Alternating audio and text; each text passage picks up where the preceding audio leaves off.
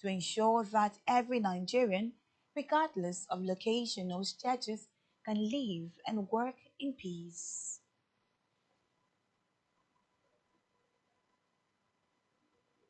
Back here, Akwa Ibom State Governor Pastor Moino has directed the State Commissioner for Finance, Bo, to take over the coordination and supervision of the Ministry of Special Duties and Ibom Deep Sea Port to ensure that all projects and programs continue seamlessly and are delivered within timelines.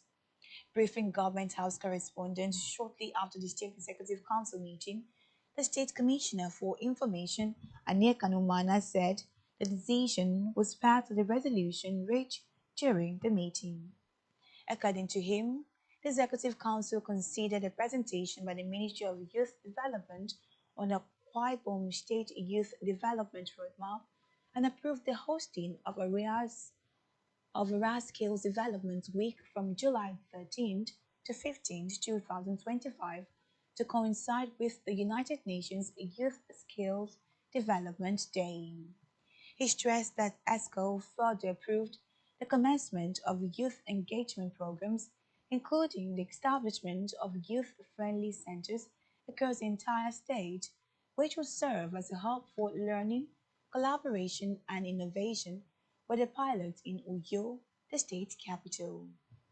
Meanwhile, to improve water supply, sanitation, and hygiene in the state, the Executive Council reviewed the various WASH documents presented by the Ministry of Water Resources and Sanitation, including the Akwa Ibom State WASH Policy, WASH Monitoring and Evaluation Framework, the roadmap for making Akwa Ibom State open defecation free by 2030, and the Akwa Ibom State Water Regulation Bill 2025, directing the Attorney General and Commissioner for Justice to ensure transmission of the draft bill to the State House of Assembly for consideration and passage into law. The information boards also disclosed that the Executive Council also reviewed the state investment books and directed the Akwa Ibom State Investment Corporation to exist the state government from non-profitable companies and ventures, further approving the inclusion of the Attorney General and Commissioner for Justice and the Commissioner for Finance as statutory members of all boards of government-owned establishments. He noted that in order to rekindle sport development and ensure youth sport activities in the state, the Council, following the presentation by the Ministry of Sport, approved the hosting of Akwa Ibom State Sport Festival 2025, noting that the activities will commence from July to September 2025, with a coordinating committee to be headed by the Commissioner for Sport, Elder Paul Bassi. The Executive Council acknowledged the celebration of the Civil Service Week and congratulated the head of civil service and public servants in the state for a very impactful celebration, promising full participation of the state government in events lined up to celebrate the week, which will climax with a Thanksgiving service on Sunday, June the 29th. Government House correspondent Jen Owa reported that the governor further thanked council members for their support throughout the period of the state progressive movement and further tasked members of the Executive Council to recommit to the ideals of the RISE agenda by working extra hard to ensure the delivery of dividends of democracy to the people. Moving now to Africa, where Kenya's Interior Minister has accused protesters of a coup attempt after deadly demonstrations were witnessed in many cities and towns across the country. The Interior Minister, Kim Chumba Murkomen, addressed the damage to businesses in the capital, Nairobi, where goods were stolen from multiple stores. He said police would follow up with the owners whose CCTV cameras captured the looters to ensure swift arrests. Recall that Kenyans mobilized Wednesday protests on social media platforms to mark the first anniversary of huge anti-tax protests when demonstrators stormed parliament and at least 60 people were reportedly killed and 20 others missing.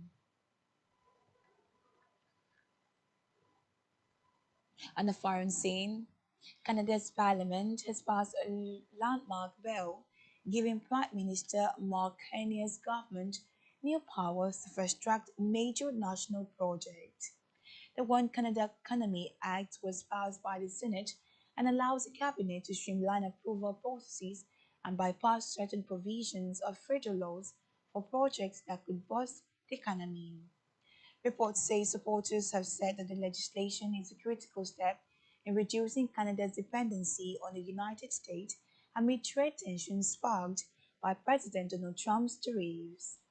But it has been criticized by indigenous groups and environmental activists who say expediting the project will stifle opposition voices. So on the foreign scene, Iran's supreme leader Ali Khamenei has insisted that the US gained no achievement from strikes on its nuclear facilities, stating that the strikes did not disrupt Iran's nuclear program and described the retaliation against American airbase in Qatar as dealing a heavy blow. This comes as US Defense Secretary Pete Hegseth had disclosed that intelligence gathered by the US and Israel indicated the operation significantly damaged Iran's nuclear program, setting it back by years. Khamenei, who had been largely out of public view since direct conflict with Israel, released a televised address ending a week-long public silence, stating that US President Donald Trump had exaggerated the impact of the nuclear site strikes. Still to come in the news. Haaland scores as Manchester City beat Juventus. For details of this in just a moment.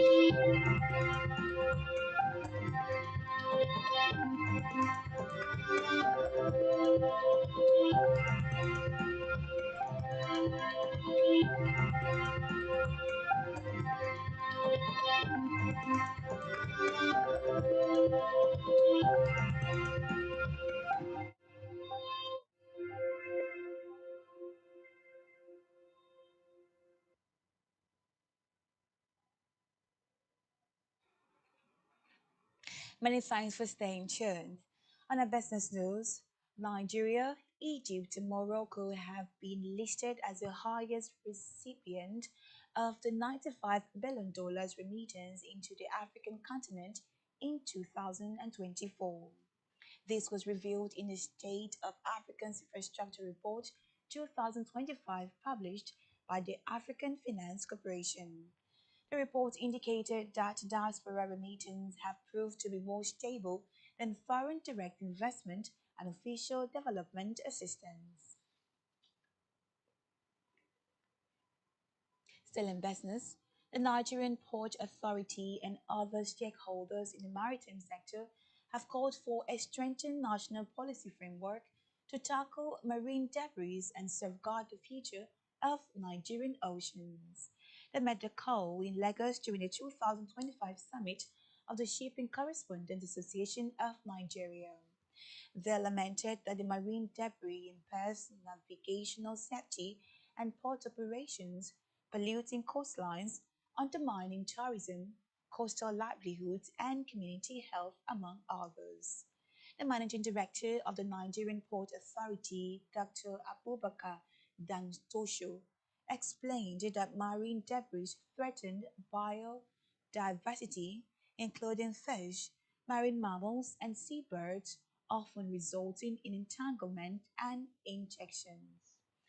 Represented at the event by the principal manager of marine at NPA, Femi Oyewonle, the NPA board said that as custodians of Nigerian seaport, the NPA is deeply committed to advancing national and global efforts to combat marine litters and preserve the integrity of the marine ecosystem. On the health news, a clinical pharmacist, Dr. Olumide Obube, has faulted Nigeria's current drug control approach, describing it as a disproportionately focused on criminalizing drug users rather than offering healthcare-based interventions. He noted that existing policies often ignore the public health and human rights dimension of drug use, resulting in more people being arrested than being referred for professional help or treatment.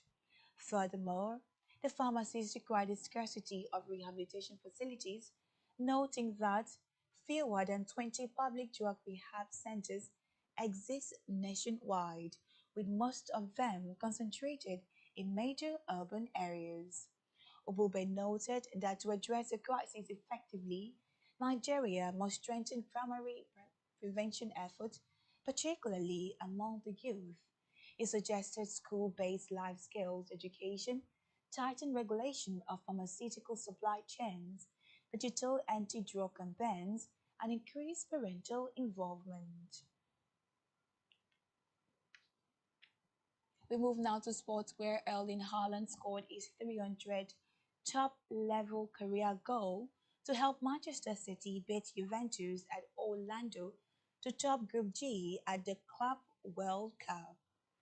The English champion paused, created chances, and stayed sharp in front of goal as striker Erling Haaland scored just minutes after coming on in the second half. City scored early through Jeremy Dogun and a mistake by Juventus defender Peria Kalulu, which led to an own goal. Manchester City now moves forward with a strong start, while Juventus will look to improve in the next match. Still in sport, Norwegian club HamKam have completed the signing of Peter Edeche from Mahamin Football Club. Hamka made the decision to sign the youngster after impressed during a trial at the club. Both clubs have chosen not to disclose the details of the contract. The 18-year-old, who grew up in Kaduna, is noted for his impressive footballing skills. On entertainment news, popular Nigerian skate maker Tata Efe has lost his Instagram and TikTok accounts. The development came days after he criticized Afrobeat singer Wizkid during a live stream. Speaking in a series of posts on X, the content creator stated that his Instagram account, with 1.8 million followers, had been taken down by Wizkid FC, and his TikTok has also been blocked. And that's all we have for you at this time. Do ensure to follow us on social media, subscribe to our YouTube channel, all of which you can find on our website at spectrumtvlive.ng. You've been watching Spectrum News at 10. I am Imogen James. Enjoy the rest of your day and thank you for watching.